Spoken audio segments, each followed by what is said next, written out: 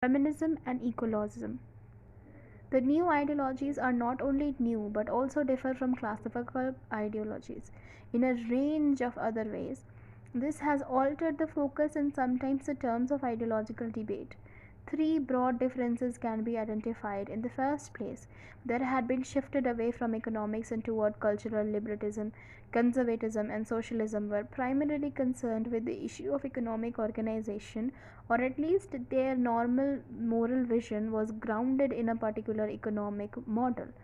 By contrast, and in the other various ways, the new ideologies were more interested in cultural than in economics. Their primary concerns tend to be oriented around the people values, beliefs, and ways of life, rather than economic well being or even social justice. Second, there had been shift from social politics to identity politics. Identity links to the personal to the social in seeing the individual as embedded in a particular cultural, social, institutional, and ideological context. But it may also highlight the scope of personal choice and self definition, reflecting a general social trend towards individualization. In this sense, the new ideologies offered individuals not worked out set of political solutions that fit their social positions, but rather provide them with a range of ideological options. This means that political activism has become, in fact, a lifestyle choice. Finally, there have been shift from universalism to particularism, whereas most clearly liberalism and socialism shared an enlightenment faith in region and progress, reflecting the belief that there is a common cure to human identity shared by people everywhere. New ideologies such as feminism, ethnic nationalism, multiculturalism, and self religious fundamentalism stress the importance of factors such as gender, locality, culture, and ethnicity. In that sense, they practice the politics of difference rather than the politics of universal. This book examines each ideology or ideological tradition in turn. They are organized roughly in chronological terms so that the larger process of ideological developments, whereby one ideology influences others and so on, can be mapped out. Each chapter has the same general structure, following a preview which highlights the broad nature of the ideology. The regions and historical development of the ideology in questions are examined. The next main section explains and analyzes the core themes of the ideology, the values, doctrines, and theories that taken together define the shape or morphology of the ideology. This section highlights what is distinctive about each ideological tradition but also notes overlaps with each other ideology where relevant. The following sections deal with the substrations that characterize each and every political ideology. The focus here is not only on the distinctive feature of each sub-tradition, many of which are in case hybrid ideological constructs conservative nationalism, socialist feminism, liberal multiculturalism, and so on but also on the internal coherence or lack of coherence of the ideology as a whole. This there therefore focus on the ideas of areas of disagreement between the supporters of the same ideology. The final main section examines contemporary developments within the ideological tradition in question and reflects in particular on how and to what extent it has been reshaped by the globalizing tendencies. Definitions of key terms highlighted in the text appear on the page where they are used instead in a separate glossary.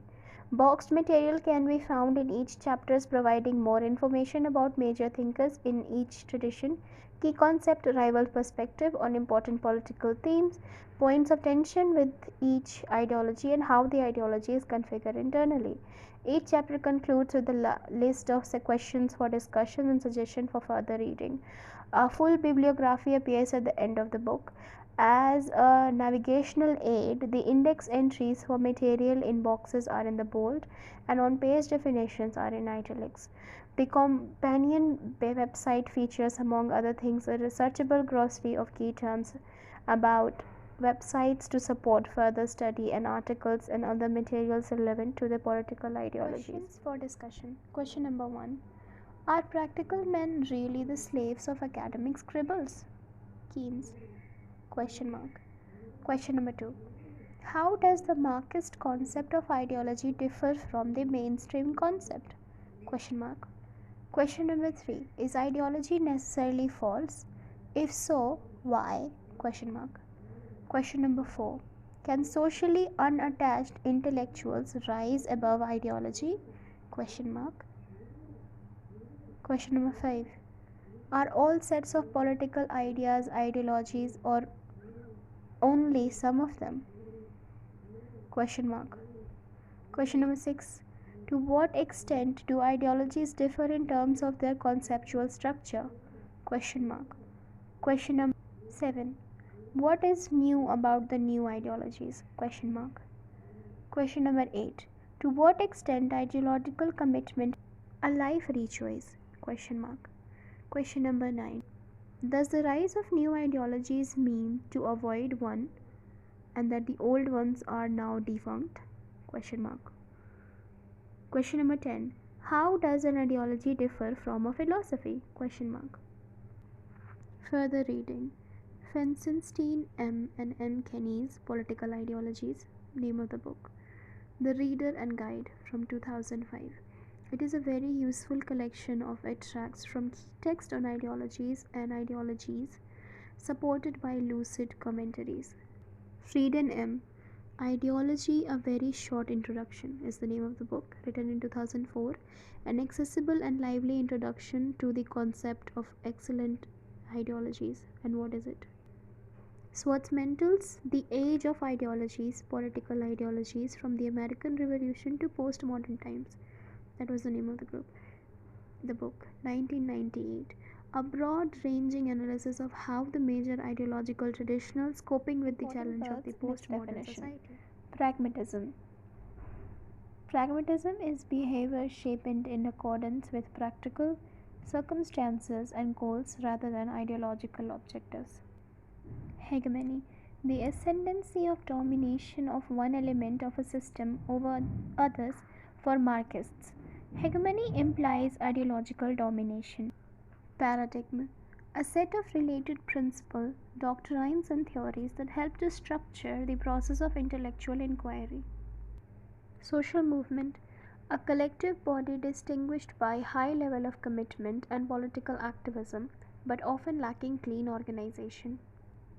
Cosmopolitanism. The belief that the world constitutes a single moral and possibly political community, in that people have obligations towards all the people in the world. Universalism. The belief that it is possible to uncover certain values and principles that are applicable to all people and all societies regardless of historical, cultural, and other differences. Particularism. The belief that historical, cultural, and other differences between people and societies are more significant than what they have in common.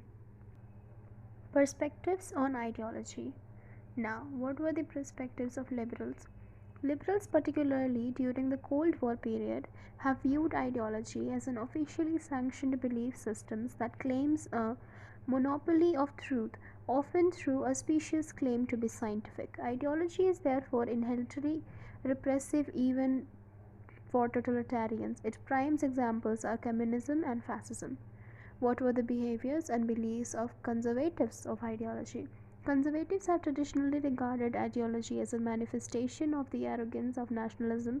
Ideologies are elaborately stems of thoughts that are dangerous or unreliable because being abstracted from reality, they established principles and that led to depression or simple unachievable in the light of the socialism and liberalism are clearly ideological. What was the perspective of socialists? Socialists following Marx have seen ideology as a body of ideas that conceal the contradictions of class, society, thereby promoting false consciousness and political passivity amongst subordinate classes. Liberalism is the classic ruling class ideology. Later, Marxists adopted a neutral concept of ideology, regarding it as a distinctive ideas of any social class, including the working class. What was the perspective of fascists? Fascists are often dismissive of ideology as an over systematic, dry, and intellectualized form of political understanding based on mere reason rather than passion and the will. The Nazis prefers to portray their own ideas as a Weltanschauung or worldview and not as a systematic philosophy. What were the perspective of ecologists? Ecologists have tended to regard all conventional political doctrines as part of a super ideology of industrialism. Ideology is thus stained by its association with the arrogant humanism and growth oriented economics, liberalism and socialism being its most obvious examples. What was the perspective of religious fundamentalists? Religious fundamentalists have treated religious texts as ideology on the grounds that by expressing the revealed world of God, they provide a program for comprehensive social reconstructions. Secular ideologies are therefore rejected because they are not founded on religious principle and so lack moral substances. The key concept of left and right divide. The term left and right, which derived from the French Revolution and the seating arrangement adopted by different groups at the first meeting of the Estates General in 1789, stands for broadly contrasting ideological positions. Although the terms are seldom used with analytical rigor, they draw attention to one of the three keys bracket, if not always compatibly bracket closed distinctions over values. Left-wingers generally favors liberty, equality and fraternity, while right-wingers support order, authority over the human nature. Left-wingers tend to hold optimistic views and thus believe in the possibility of social progress, while right-wingers are more pessimistic and are so doubt about the benefits of change over state intervention. Left-wingers advocate regulation and management, while the right-wingers champion the regulate capitalism and the free market.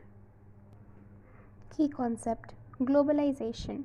Globalization is the emergence of a web of interconnectedness, which means that our lives are shaped increasingly by events that occur and decisions that are made at a great distance from us, thus giving rise to supra-territorial connections between people.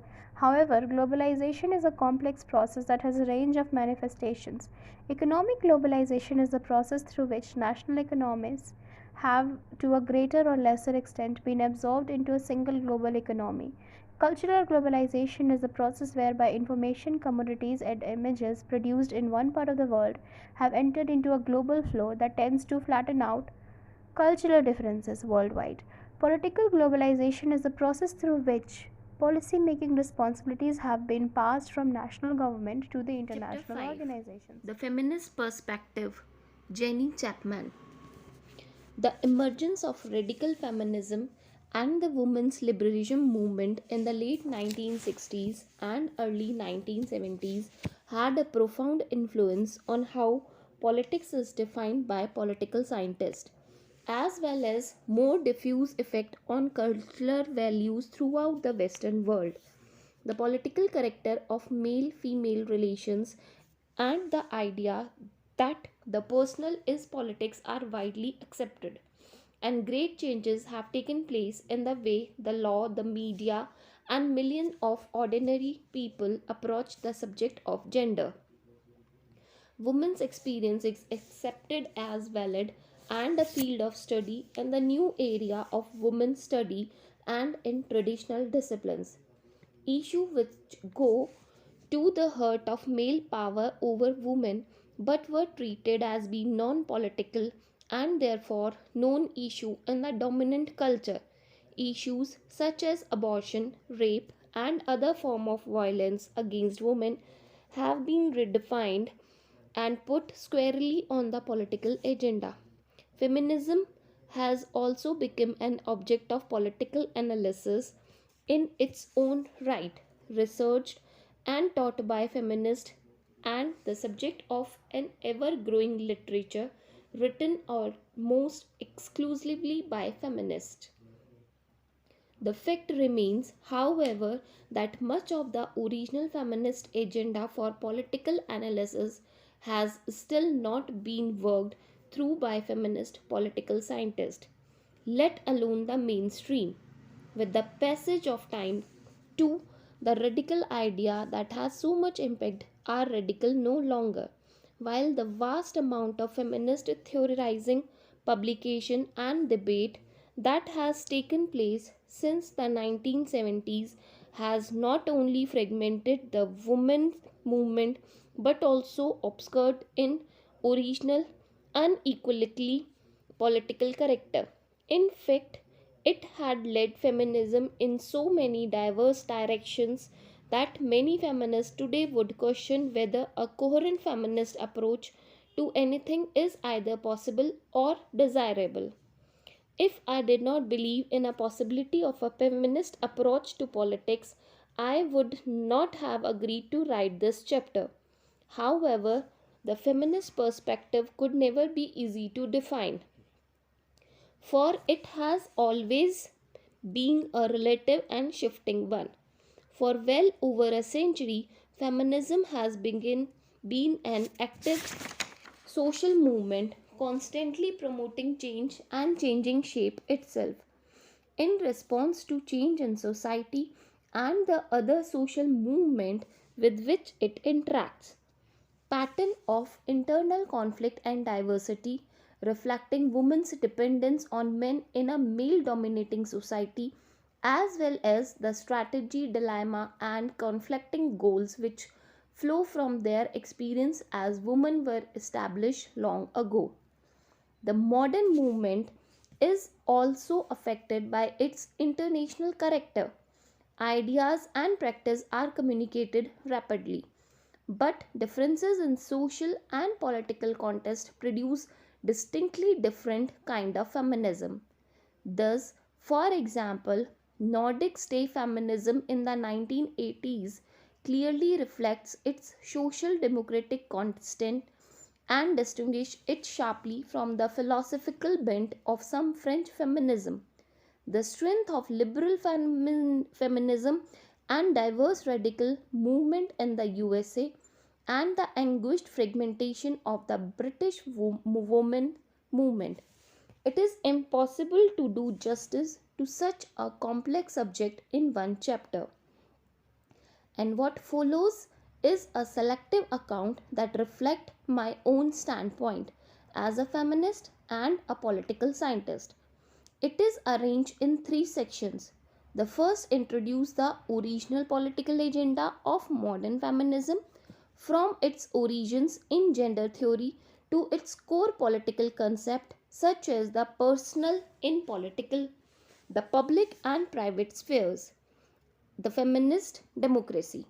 The second section looks at some of the problems raised by this agenda and the subsequent fragmentation of feminism.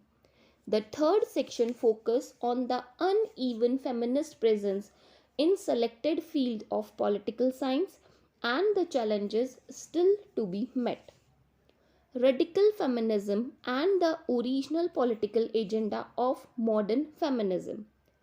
The radical feminism that emerged in the late 1960s was a holistic vision of the political, social, economic, psychological, and cultural world of men, which identified the oppressive dualism of gender as the common factor underlying the whole and raised revolutionary hopes that women liberation could transform it all. There was nothing mystical about this. It was grounded in women's experience of a limitation of equal rights, of their marginalization in left wing and the radical male dominated movement, and above all, in the advance in knowledge and the understanding made by women over the decades since access to education had been opened up. Few of the key concepts of modern feminism were either wholly new or even originally feminist. It was their association in a new political perspective which was a revelation. The concept of gender is a case in point.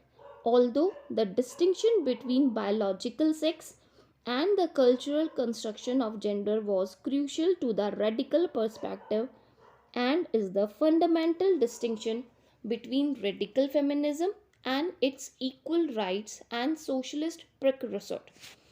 Its roots lay further back. It was anthropologists studying and comparing the wide range of non-modern society which survived up to the middle of the 20th century, who first realized how sex role varied from one society to another and identified the part played by culture in forming the assumptions made in all societies about what is naturally masculine or feminine. Awareness of cultural relativity goes back almost to the origin of Western culture but gained great impulse from the voyages of discovery and the resulting contacts with diverse people and ancient Oriental civilization. In fact, the sense of relativity which these produced were prerequisites for the emergence of the European Enlightenment and coexisted with the logical positivism that is its defining characteristics for sociologists such as Zygmunt Bauman 1992. It was only isolated individuals such as J.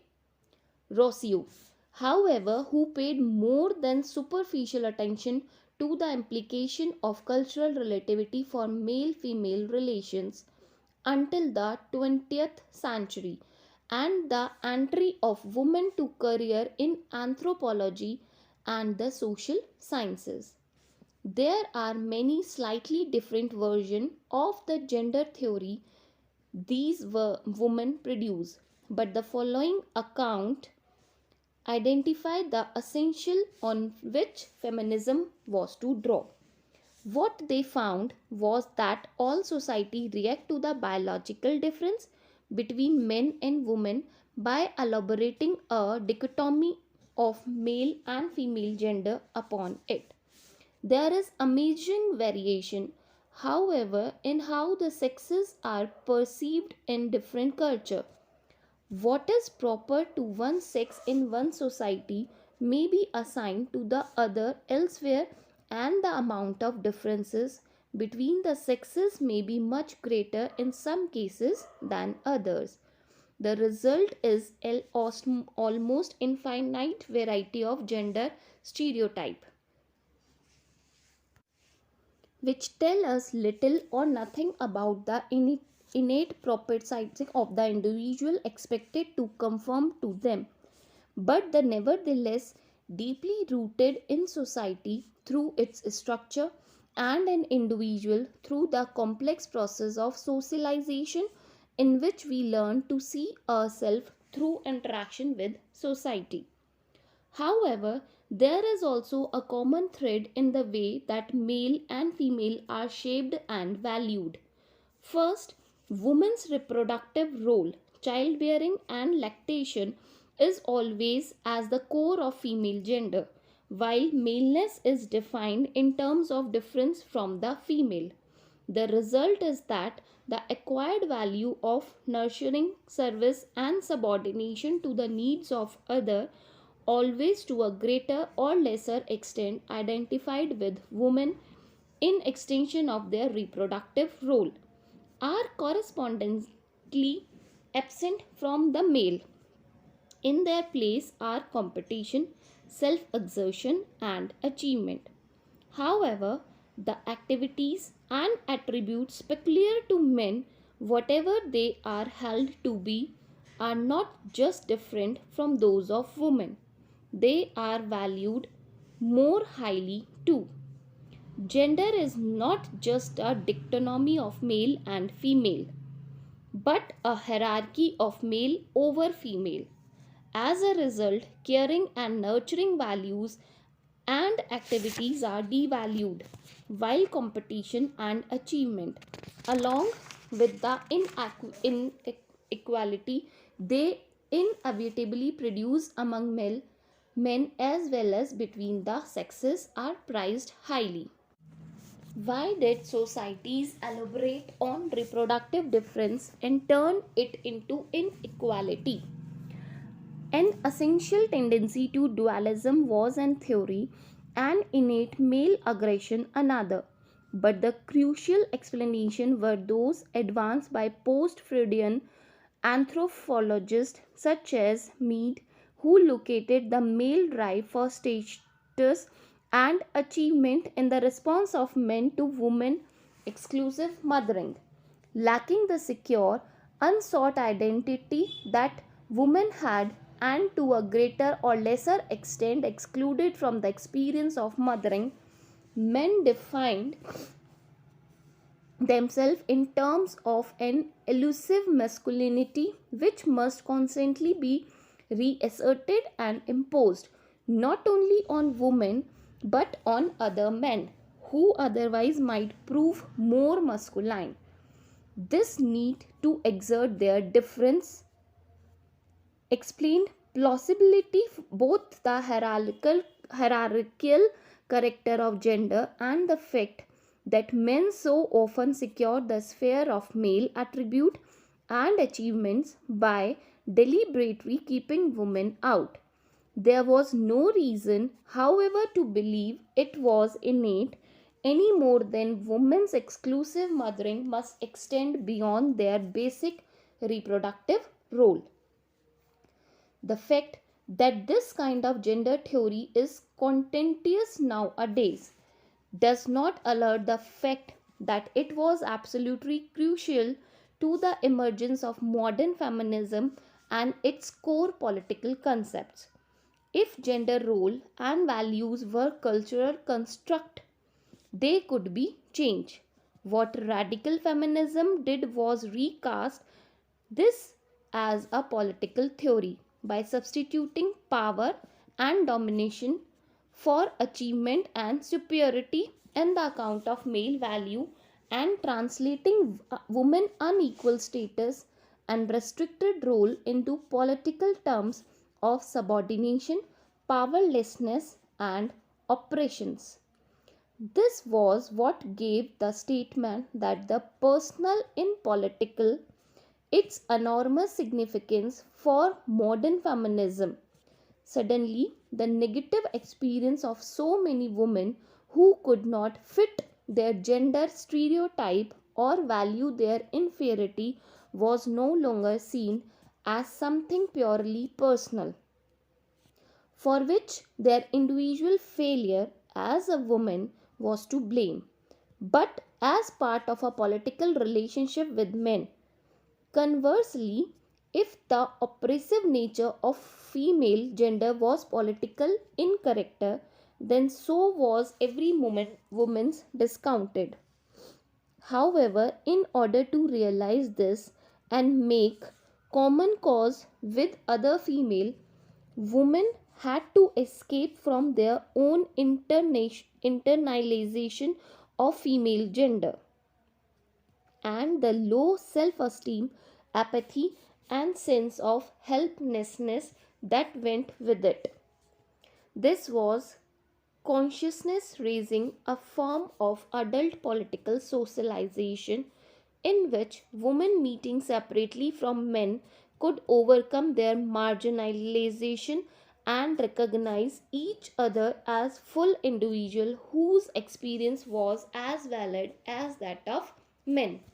Problems women previously thought as a personal were discovered to be general to their sex and flowed not from their nature but from the political system of gender in which they were oppressed by men. Chapman, 1986. The very old distinction in Western civilization between the private and the public spheres also acquired a radically new significance from feminism as a structural expression of male gender value. It was also the basic of male constructed politics. The object of equal rights feminist has been to gain access to the public sphere on the same terms as men by overcoming the discrimination that excluded them, while socialist feminists promised to do away from the private sphere altogether by communalization communizing its domestic and child care function. In both these kind of feminism, the value of the public sphere were taken as the norm and the goals for women was the right to be like men. From a gender perspective, however, the public sphere was the product of male gender, reflecting its competitive value both in its regulation of a private sphere and in the hierarchical structure of political, social, and economic status among men. The dominant culture was permeated through and through with sexism, the assumption of male superiority, while patriarchy, the originally adopted as a feminist term for male power and politics precisely because it captured the integral connection between the domination of women by men and the domination of men by other men. Rundle 1987. Female gender values had been left out in the formation of the public sphere, but men as well as women have to pay for this. Thus, the task of feminists was not to join the public sphere, which would simply reinforce its dominance, turn women into yet another of its many outgroups, and continue to exclude the female value that had been tied up and devalued in the private sphere. Instead, the women's liberation movement was to be a profoundly revolutionary movement which would not only liberate women from male oppression and their gender socialization, but also overcome the barriers between the public and private spheres and recreate society, culture, and politics in new, non partial forms. What went wrong? Fragmentation and the feminist perspective. This immense project of women's liberation was to expose the whole gender based system of sexism and partial power expressed in social, economic, and political structure, in language and cultural image of men and women, in the alienation of women from their bodies, the repression of their sexuality, and male control of women reproduction, and in male violence against women, sometimes exhilarating but often deeply disturbing and painful. This labor has revealed inconsistencies in the strategy and goals of feminism that are inextricably bound up with both the theory and experience of gender. Some of these problems are illustrated by two fundamental issues that have never been resolved: motherhood and feminist democracy. The logical strategy for motherhood indicated by gender theory was to promote shared parenting, which, by giving men an almost equal role in nurturing, could minimize their need for difference and expose both sexes to similar formative experience that would shape a more androgynous society. From the start, however, feminists found it impossible to agree on how to value motherhood or fit it into their conception of a new society. In Shulamit Fastone's vision of an androgynous society free from artificial difference and repression, motherhood was a biological trap which could only be overcome by the advance of science to the point where the human fetus can be reared outside the body. In complete contrast, Adrian Rich equated the liberation of women with the liberation of mothering from the institution of motherhood. Although Rich paid lip service to the goal of shared parenting, her version of sisterhood and its basis in the bond between mother and daughters seemed to have more to do with women's traditional role and the elusive ideal of genders that are different but equal. in certainly touch a chord with women who were reluctant to share their traditional sphere of fulfillment and maternal power with men.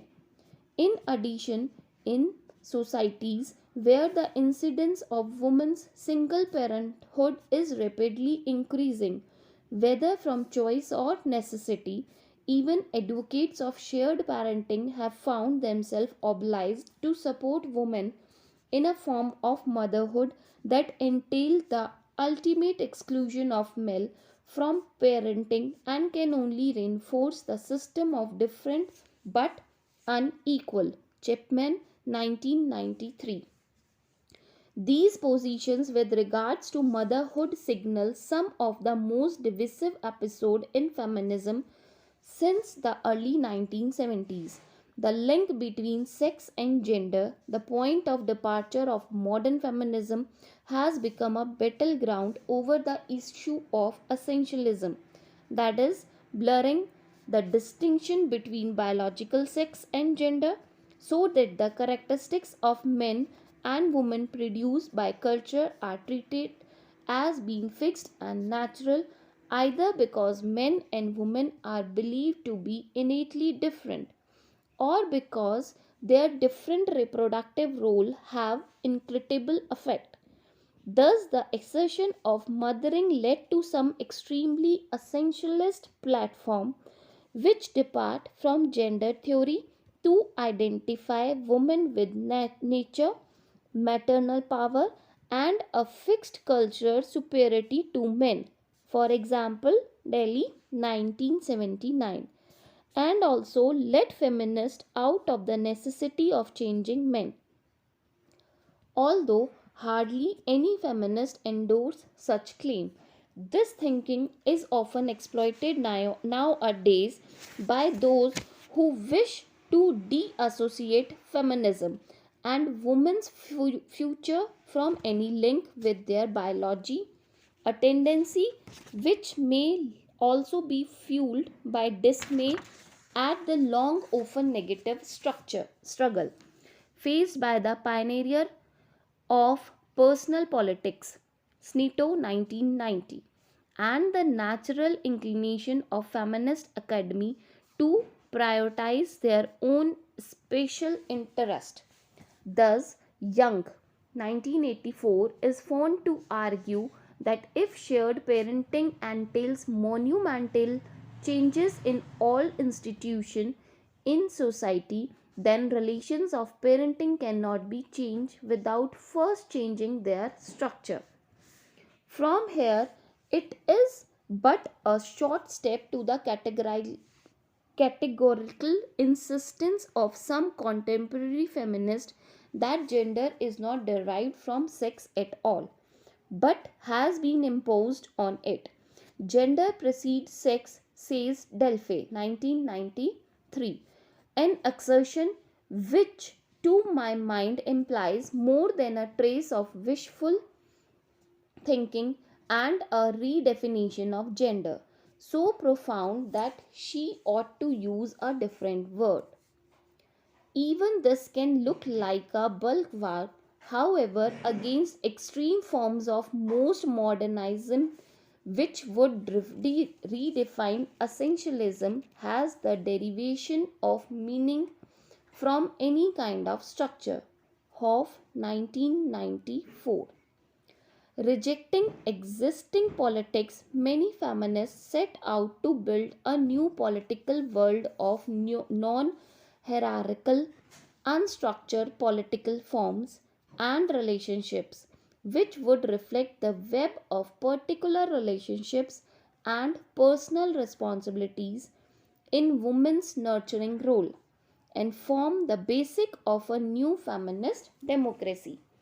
These ideas found immediate practical expression in the women's movement as feminist groups learned to operate without the office barrier and procedures that structure hierarchy in conventional group and sought a form of decision making that involved all members equally.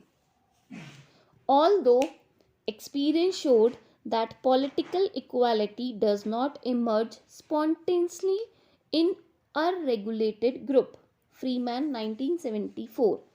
Inventive women in the movement soon found way of structuring for equality of participation in their groups and in the wider context of the movement as a whole.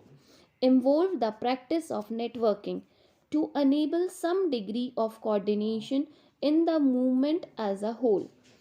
These innovations have had an immense impact on the political practice of feminism and the alternatives proposed by other social movements throughout the Western world, with effect ranging from the continuing general practice of women's group in the USA and the UK to the creative intervention of feminists in local and national Icelandic politics and their influence on green politics. Chapman 1993. Accusation of essentialism were to be a constant refrain of our debates that sprang up around the issue of feminist strategy and goals. Charges of reductionism were another. Gender theory certainly was reductionist in the explanatory sense, accounting for behavior at one level by a theory of gender formation at a more fundamental level. However, this was seen increasingly as reductionist in its pejorative senses, that is, as fallacious reasoning which understands the whole in terms of its part, or as in metaphysical reductionism which holds that processes at one level are nothing more than manifestation of processes at a lower level. Woodhouse 1994. Feminists are especially exposed to charges of this kind by the anomalous position of women in a male dominated society. Although their gender sets women apart from and in a sense make them outsider in the society, their dependence on men make them insider too, divided by all the same dimension of tribe, class, religion, race, and so on that divided men. And the reality of a prolonged struggle that had to take place inside the very society they were being liberated from. Feminists were soon to find that their early hopes of sisterhood gave way under track from both established and opportunist male interest, and from within their own ranks for promoting feminism at the expense of other aims and reducing everything to the woman question. Many feminists came from the Marxist left, where they had been disillusioned by a sexism of male socialists. These recruits, especially in the UK, found it difficult to abandon their conviction of the primacy of class struggle and defense to Marxist authority. Socialism, like liberalism, has always sought to disempower feminism by marginalizing it. Barth 1986. The claim that there could be no solution to the woman question until after a successful socialist revolution meant that, in the opinion of socialists, feminism must be subordinated to the socialist movement. New feminism seemed to be reversing these priorities. No real change in the nature of relations among men could be achieved without a fundamental change in gender. For socialists, it was essential to reconcile feminism and Marxism in some ways that avoided this conclusion, a project which was a dominant theme in feminism for many years. The term patriarchy was adopted enthusiastically by many socialist feminists but a fierce debate erupted as to its historical and ahistorical character, its relationship to paternalist form of political power, social contract theory and capitalism, and the extent to which it is bound up with the history of the family as a social, political and economic unit. Pateman 1988. Whereas the original feminist premise was that the power of men over men as well as that of men over women derived from gender socialist recruits were anxious to separate the two, pointing of the family as the main sphere and instrument of women's subordination and leaving the rest of the field clear for the intellectual hegemony of Marxist class analysis. In practice, Marxist feminist research tended to refute central socialist feminist hypothesis about the harmony of interest between the patriarchal family and capitalist development, and socialist critiques of the family came to be seen as somewhat misconceived. Mark Lawson and Witts 1990, Barrett 1988. By that time, however, the feminist movement was already divided into apparently irreconcilable camps, radical and socialist. The rise of black feminism identified racism as yet another distinct oppressive system, compounded the problem. Black feminism was the expression of a new confidence on the part of black women in the USA and Europe, which not only mobilized black feminists but also added the effect of racism in women's situation to the feminist perspective and identified over generalization.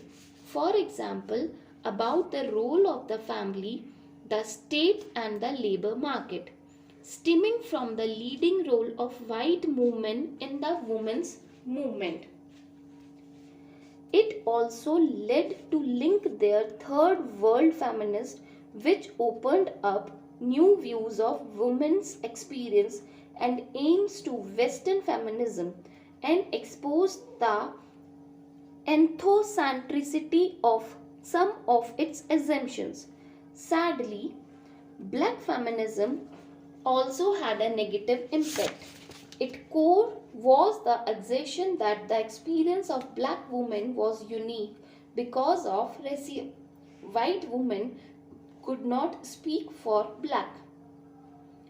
However, racism is experienced by black men as well as black women, and white women as well as men can be racist, even if white feminists have always had strong link with anti-racist movement. Even the feminism of white women was a form of racism. The result was that black feminists ended by insisting that racism, like class relation for socialists, must be treated as a separate system of oppression from that of gender, and that black women must organize apart from white. This tendency to fragment can be attributed partly or to divisive influences that new waves of feminist recruit exerted on the women's movement. One is that of guilt, the effect of which was to create a hierarchy of oppression, in which the most valued were those judged to be most oppressed. The second influence was that of relativism and difference.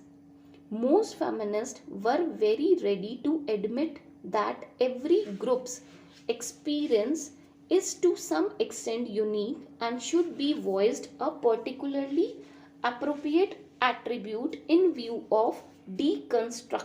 Deconstructionist emphasize to the literacy, linguistic and media studies that were becoming central to the new field of women studies in the 1980s. The essence of deconstructionism is that belief that all identities are socially constructed in terms of a discourse which reflect the perspective and interest of the dominant group and subordinates the rest. The only route of liberation is disconstruction this discourse and prevailing one's own oppressed identity. From a feminist, therefore, the object of deconstructing the dominant masculine discourse is not only to reveal its secret misogynist agenda but also to liberate all the woman voice and experience it has denied. The trouble with relativism, however, is that if taken so that it often regarded, perhaps mistakenly, and its logical conclusion it produced at many fragment as there are people, so too with deconstructionism, no identity can be immune from deconstruction.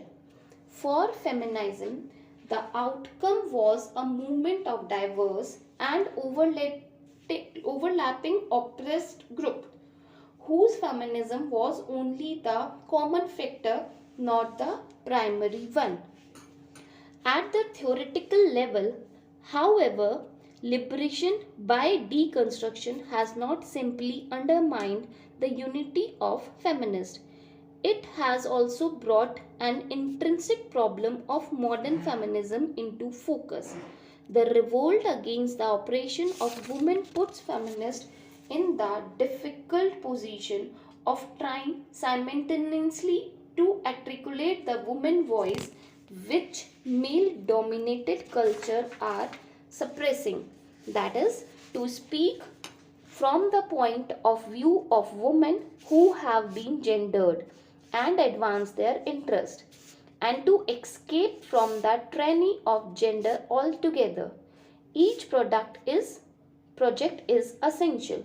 The first enable feminism to mobilize its naturally constituency while also bringing issues such as rape, violence against women into the open and revealing the power relation underlying them, while the second provide the dynamic of the liberation movement. However, the tension between them and the fact that they are both taking place inside living societies produces endless ambiguity and conflicting strategy and goals. When we talk about women, what kind of woman do we mean? Women as a biological sex, women as gendered culture make them, or liberated women? By speaking for women as a social group and pursuing their interests according to the strategy derived from gender difference, are we actually reinforcing gender as a construct? The so called dilemma of differences. Or, as other feminists would argue, is this the only practicable route to the empowerment of feminists and a gender reformation? The fact that these intellectual dilemmas have to some extent become institutionalized in the field of women's studies has been a mixed blessing. On the plus side, it has created an autonomous protected space in which some women are able to produce a pool of new knowledge and insight on which others can draw from within their discipline.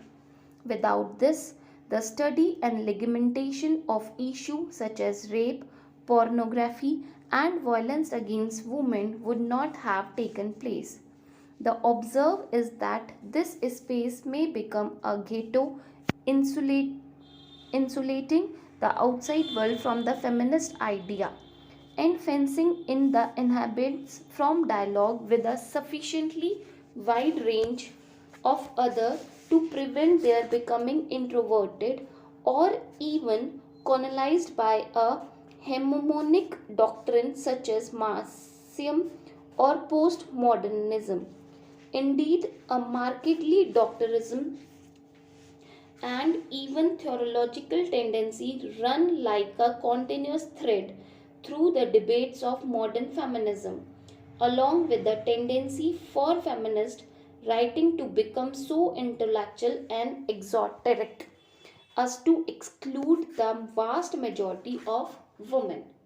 Thus, while feminists of the 1970s and early 1980s had to grapple with the difference between socialist, socialist feminist, and social feminist without the hyphen, those of the 1990s and expected to pursue complex distinction between feminist, postmodern feminist, and the feminist postmodernistic. Nevertheless, many feminists have continued on their way, welcoming diversity but still adhering to the recognizable feminist political agenda. Recently, this has produced two different kind of political science writing. Cooley 1993. One make enthusiastic use of postmodern deconstructive strategy from which the feminist perspective is tactically exempt, but stop short of abandoning women as a social base. The other consists of modernist work which address the material world in which social roles, economic activity, and politics continue to be structured on a gender basis. There are corresponding differences on emphasizes in their version of culture gender. For the modernist culture is the result of interaction between ideas, experience and action in a structural world of social, economic and political relationship. Gender has its root in sex and feminism is a political and social movement. Under the influence of postmodernism, culture tends to become a disappointed world of ideas, sign, and signifiers where sex is a merely a sign. Feminism is a state of mind and political action come close to being equated with discourse. Yet there is undoubtedly common ground between the central idea and object of feminism and postmodernism, even if postmodern strategies of political opposition seems to many feminists not only discursive but unacceptably relativistic and even nihilist. Heckman 1990. One of the strongest themes in modern feminism has been its critiques of the dualism of region and nature in Western culture, according to which culture is attributed to men and base material nature to women. Plumwood 1993. In fact, the perception of dualism as a central problem of domination is now shared by radical feminists, Marxist feminist, black feminist, and eco feminist. The need for a common approach to a problem of dualism dominance is now being exerted more urgently by eco feminists. In philosophical terms, this has produced a new old reductionism derived from the existentialist proposition proposed by Simone de Beauvoir in her introduction to the second sex back in 1949. De Beauvoir 1972. That the hierarchical dualism of gender is derived from an even more fundamental dualism in the development of human consequences, arguing that this was produced a distinctive master consciousness in Western civilization. Wall Plumwood identifies a mutualism with nature in some non Western societies as an admittedly imperfect but